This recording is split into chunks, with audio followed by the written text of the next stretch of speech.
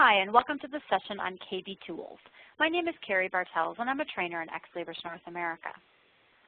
In this session, we'll be looking at an area within the SFX Admin Center called KB Tools, which contains import, export, and collection analysis tools. So by the end of the session, you'll know how to import data through the use of Data Loader to activate or update resources, export data from SFX, and also run reports to analyze title overlaps within packages to help with purchasing and cancellation decisions. So let's first take a look at where KB Tools is located in the SFX Admin Center. KB Tools is in the data management area of the Admin Center. It's the second section, KB, or in other words, knowledge base tools. And I'll be giving you an introduction to Data Loader, Export Tool, and Collection Tool. So let's first take a look at the Data Loader tool. You may remember in the Activating Resources session that we manually activated and inactivated targets, target services, and objects on a one-by-one basis.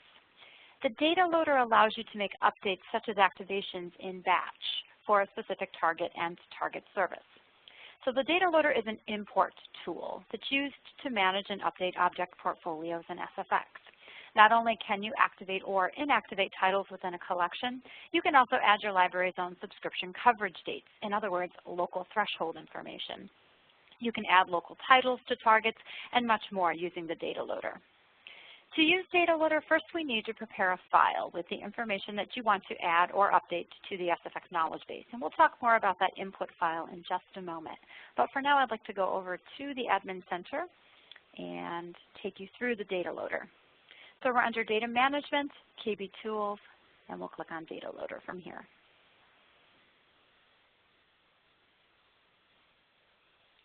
When we're first taken to the Data Loader screen, we're taken to the Portfolios tab by default. And in the Portfolios tab, this allows you to add new portfolios, update existing portfolios, and so on. And I'll be talking through the changes that you can make using the Import tool in just a moment. Let's talk about our scenario, though. We're going to be using the example of we have just subscribed to a new package, and we need to activate the target, the service, and the object portfolio level for this particular package. This is going to be a selective package where we only subscribe to a few titles within the package. So let's at this point go to KB Manager, and I'll click on Targets, and we'll take a look at the target we're going to be working with for this example. It is EBSCOhost eBooks. Here it is, EBSCOhost eBooks Academic Collection North America. And notice that the target level that we're looking at right now, it is not active.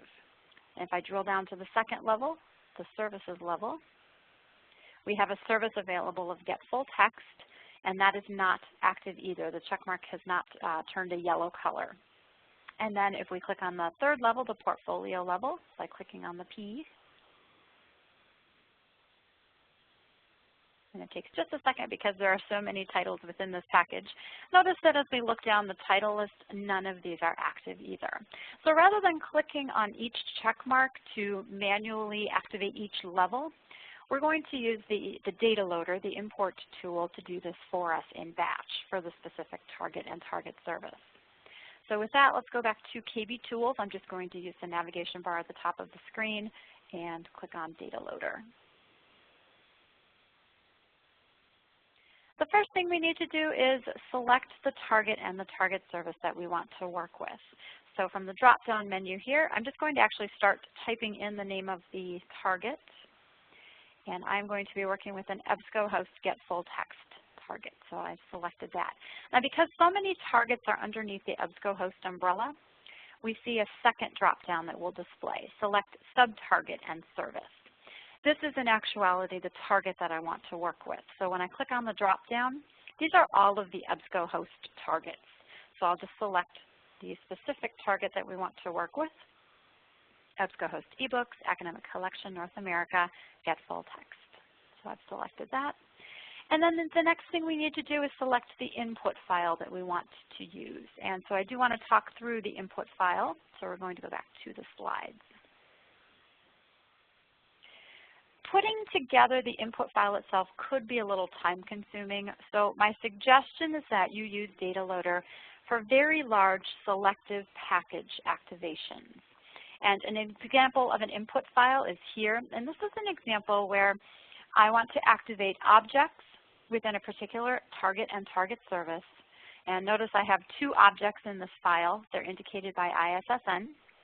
And notice that each of them has an activation status of active, meaning that when this file is imported into SFX, I'm asking SFX to switch the status from inactive to active for these two particular objects. And I also have threshold information as well. These are local thresholds for each of these objects. Just some things to keep in mind when you're creating an input file. The file needs to be in either KBART format or a text tab delimited format with no spaces in the file name. If you have a header row in your input file, as we have in this example, indicating what data is in each column, it's okay to keep that header row when you do the import of the file, but just keep in mind that when you look at the log file that's generated after the import, it will count that header row as invalid or an error. So just something to keep in mind. If, for example, you're activating portfolios, you'll need one file per target and target service. So for example, one input file for EBSCOhost eBooks Get Full Text. Another input file for EBSCOhost Academic Search Premier Get Full Text. Yet another input file for EBSCOhost Academic Search Complete Get Full Text, and so on. The first column that's in the file needs to be what we call the primary key. And this is what SFX does matching on to see if it already exists in the SFX knowledge base. And we see our primary key listed here in the example here, and this is for ISSN. Typically it's ISSN or ISBN, but it can be other values as well. And I'll talk about those other values when we go back to the data loader tool. You can define or have up to 9 columns in total in the file, including this primary key column. And what we need to do is in the data loader tool then define what is in each column, so SFX knows when it imports the file. Going back to the primary key, there can only be one type per input file. And what I mean by that is the input file can contain all ISSNs or all ISBNs, but it cannot contain a mixture of the two. So you can't have a mix of ISSNs and ISBNs all in the same input file. If you are activating or inactivating objects using data loader, you'll have to have this activation status column that you see here. And the values that can be in that column are either active, as in we're telling SFX to activate these objects, or inactive for a particular object, meaning that we're asking SFX to inactivate that object. The values are case sensitive, so just a note that they will need to be in uppercase letters in the file. If you want to include local thresholds, as we see in this example, the thresholds do need to be written in Perl. However, there is an Excel formula that you can use for any local thresholds in the file, and you can find that formula in the SFX General User's Guide. So with that, let's go ahead and go back to our data loader tool. And let's go ahead and take a look at the input file that we're going to use. This is a text tab delimited file, and notice I have 2 columns. My primary key column is listed first, and we're using ISBN. The second column is for activation status. And for ISBN, I have 3 ISBNs listed here. These are 3 objects that I want activated within the target and the target service. And with the activation status column here, I'm telling SFX that I want to activate these. So now that we've taken a look at the file, let's go ahead and select it. So I'll click on Browse. And just searching for that file, here it is. The input file format, we're going to leave it as a text format because it is a text tab delimited file, but notice also that KBART format is supported as well. The next thing that we need to do is tell SFX how that input file is structured, as in what data is contained in which columns. So here we have the first column, and that will act as the primary key, or in other words, that unique identifier that's used to match records in the file with any existing records in the knowledge base. And you'll see the values that can be considered primary keys. In our file example, we're using ISBN, so I'll select that. You can then specify up to 8 other columns that are contained in the file, and you define the column headers by using the drop-downs. So for column 2, these are the headers, or in other words, the type of data that can be in this column. For our example file, it will be activation status because that's the second column in our file. If I had a third column in the file, and if that third column, for example, had local threshold information, from the drop-down I would select threshold. And this lets SFX know this is the structure of the input file. Now since I don't have a column 3, I'll just go ahead and leave that blank, as I will the rest of the columns. Then as we scroll down the screen, we get to the specified load type area. And this is where we tell SFX the type of adjustment we want to make with this import. And there are several types of adjustments that we can make here. First of all, add portfolios. The first option that you see here, this is where you're adding new portfolios. They're brand new to the SFX knowledge base. So what you have in your input file will be added again as brand new portfolios. Update portfolios tells SFX that for the objects in the input file, they already exist in the SFX knowledge base. We need to make an update to them. Updates could be, for example, updating the threshold information to create a local threshold. Update the activation status, switching the status from inactive to active, or vice versa. Remove portfolios. This is where it will remove any locally created portfolios that you have in your input file. Keep in mind that any portfolios that are created and maintained by Ex Libris in the SFX knowledge base, those are not able to be removed. They can only be inactivated. But any locally created portfolios that you create on your own, those can be actually removed through the import process. Another option that you have with the import process is to activate the target level and the target service level. So we can do all of these activations in one fell swoop using this import process. And then lastly, report mode. And that's where it will simulate the updates, providing you a report of what would have been updated without actually doing the updates in SFX. So in our example file, we are updating portfolios. They already exist in the knowledge base. We just need to update the status of them from inactive to active.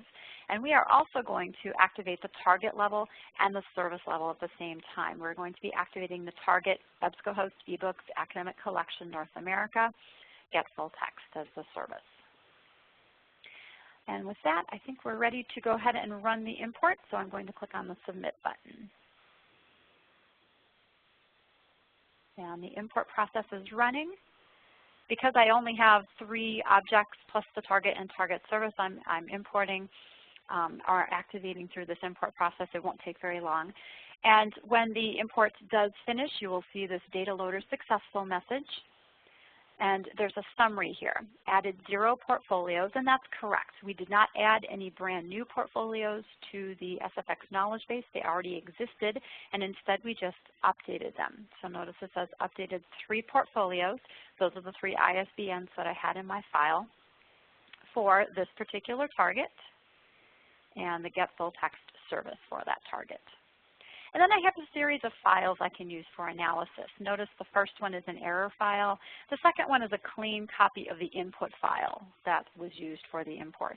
And then lastly, we have a log file here that we can download. We're just going to take a look at the first file listed here, the error file. So I'm going to click on download for that. And we will go ahead and open that file.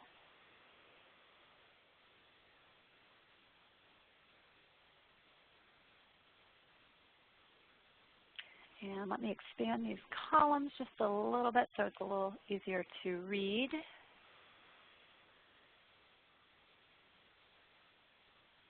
All right, and let me take you through this. So for the first line, notice we have an invalid statement, and that's because I had a header row in my file. And so it's not recognizing the value ISBN. And that's okay. I recognize I had a header row in my import file, so I'm just going to disregard this. Lines 2, 3, and 4, notice that they're considered updated. And that just means that these are the 3 ISBNs that I had in my file, in my input file. And notice in column Z, it does say updated. They were updated in column E's, the target listed here. So in this particular target, and column F has the target service that they were updated in. Lines 5, 6, and 7 are more or less summaries or totals of what was imported. So for line 5, notice it says it added 0 portfolios, and that is correct. Instead, line 6 says that we updated 3 portfolios. Those are the three, again, the 3 ISBNs that I had in my file. And then line 7 indicates that the target and the target service levels were activated at the same time. So now that we've looked at the file, let's go ahead and close that file up. And we'll go back to KB Manager Targets, and we'll take a look at that target again. And we'll see the updates that were made. So EBSCOhost eBooks, Academic Collection North America. That's the target we were working with. Notice that the target level is now active. We have that yellow check mark that displays. If I drill down to the second level, the services level, for our service Get Full Text, notice that is now active as well. And just a note that if linking parameters are required for the target service, you will need to enter those manually using the SFX Admin Center here. You won't be able to include those linking parameters in the data loader file. And then the last level, the portfolio level, if I click on that P button, it takes just a second again because there are many titles for this package. Here are the 3 object titles that we have activated, and those are the 3 ISBNs that were in the file.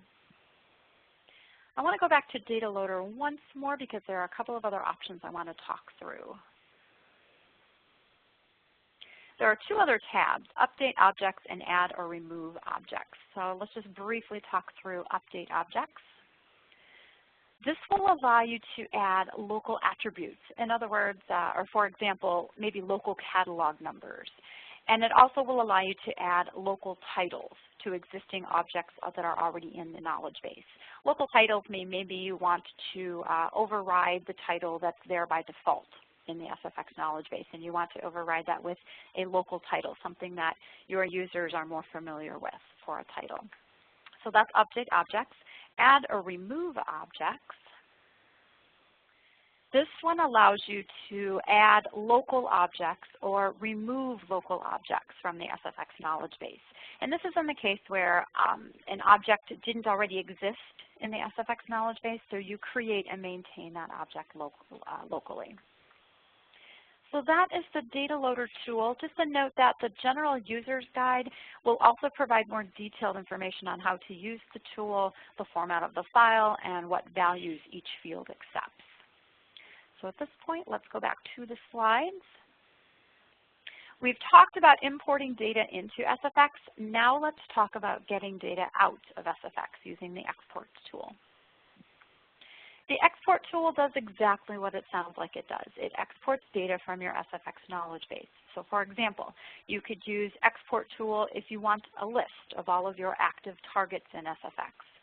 Or if you want a list of your active targets along with active objects within the target. And maybe you want threshold information included for those objects as well. When you go to the Export tool, there are a set of advanced export queries, or basic export queries, if I can read that tab. Basic export queries. There are also advanced export queries, and there are also ways to store your advanced export queries by creating what we call portfolios. So let's go ahead and talk through each of those. We're going back to KB Tools in the knowledge base. Just from the navigation bar, now I'm going to select under KB Tools, Export tool.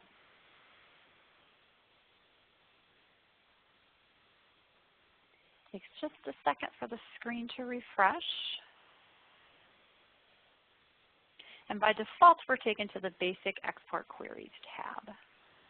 And again, it's just taking a minute here for the screen to refresh all of the options here. All right. So these are predefined queries, and you just decide which one you want to run in order to create the export file. The first basic query that we see here allows you to export a list of object portfolios from target services. So you can work with a list of active object portfolios, inactive object portfolios, or both by selecting all.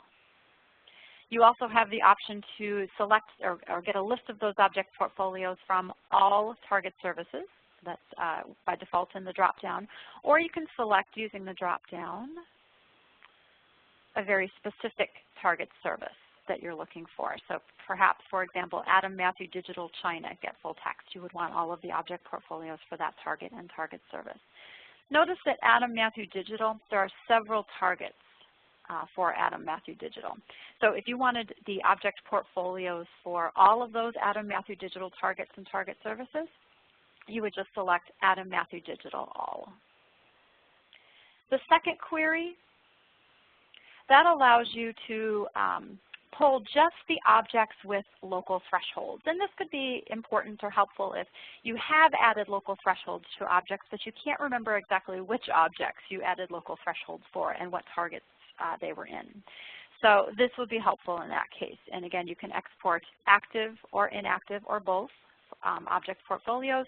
You can select that for all target services or just select a specific target service. And again, this will just give you a list of object portfolios that contain local thresholds. The third export option allows you to export a list of your locally created object portfolios. And then there are other options that we see here. You can export, for example, a list of your entire active targets that are in SFX. You can produce counts, or in other words, numbers of active object portfolios per target service. You can export URLs, export any objects that you've added local attributes to. For instance, maybe local catalog numbers. You can export a list of those objects that have local catalog numbers. You can export objects that have local titles, where perhaps you've decided to override the default title. And also export any locally created objects. The last section of the screen has to do with if Chinese titles exist in the export, how you would want to handle those. And when you've selected which export you would want to run, you would then click on the Submit button, and that will produce the export file for you. I'm going to scroll back up, though, and let's talk next about advanced export queries. In advanced export queries, you can specify the format of the output file or of the export file, and notice that there are several types of formats listed here. You can also decide whether or not you want to include serials and or monographs, or in other words, ebooks in the export file. And you can also decide what types of services you would want to include in the export file. With an advanced export query, you end up getting a lot more data in your export file than you would in a basic export query. And then you can also define and then save your advanced export queries using the Advanced Export Profiles option. So here, when I select use an export option, I have two options that are available to me. These are already set up for me. I've defined the export criteria, and I can run these exports over and over again by clicking on the Submit button. To set up an advanced export profile, we click on Manage Profiles. And I'm going to click on Add Profile. This is where I can have a profile name that is a required field, an optional description perhaps of what might be exported. And then the criteria we have for the exports, this is the same criteria that you have for advanced export queries. So instead, though, you're just selecting these and then you're saving that criteria by clicking on Save Profile. When you click on Save Profile, that profile will then appear in the list, in the drop-down list that displays, and you can run that export at any point in time without having to constantly have to select the criteria for the export file. One thing to note is that while you have the ability to run exports manually from the Admin Center, as you see here, we can also run exports by setting them up directly on the server. And export can even be scheduled to run on a regular basis. One example of this is the Google Scholar export, where your SFX full text holdings information can be exported into a file for Google Scholar to pick up on a regular basis. We'll talk more about running exports on the server in the system administration session. Going back to the slides, let's talk about our last option in KB Tools, which is the collection tool. The collection tool can give you the information you need to make collection development decisions. You can compare titles that are available in packages or sets of packages. That's the first option that you see here. You can check for duplicate titles within your entire holdings. And also, the third option, upload a list of titles and then check to see where those titles are from in terms of which packages they reside in and what your coverage is for each package.